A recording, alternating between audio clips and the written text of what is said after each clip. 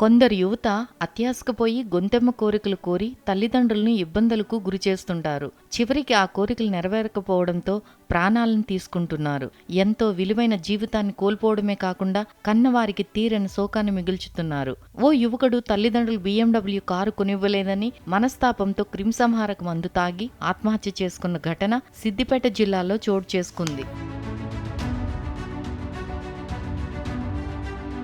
పోలీసులు తెలిపిన వివరాల ప్రకారం జగదేవ్పూర్ మండలం చాట్లపల్లి గ్రామానికి చెందిన బొమ్మ కనకయ్య కుమారుడు జానీ తనకు BMW కారు కొనివ్వలేదని ఇంట్లో వారిని ఇబ్బందులు పెట్టాడు. కొనివ్వకపోతే చనిపోతానని తరచూ ఇంట్లోని వారితో గొడవ పడేవాడు.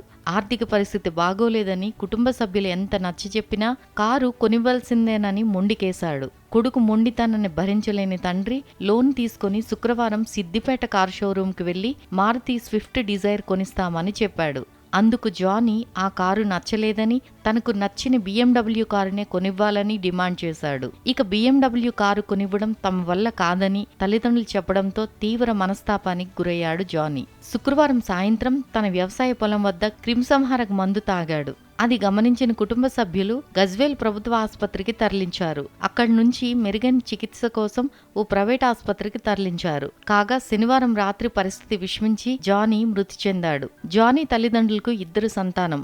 ఇందులో జానీ చిన్నవాడు. జానీ కుటుంబ పరిస్థితి కూడా అంతంత మాత్రంగానే ఉంది. వీరికి సొంతంగా 30 గుంటల భూమి ఉండగా ఇటీవల కుక్కునూరుపల్లి వద్ద 4 ఎకరాలను కౌలుకు తీసుకుని అందులో పంట వేశారు. ఆ పంట చేతికి రాగానే జానీ తనకు కారు కొనివ్వాలని మొండికేశాడు. మృతుడి తండ్రి కనకయ్య ఫిర్యాదు మేరకు పోలీసులు కేసు నమోదు చేసి దర్యాప్తు చేపట్టారు.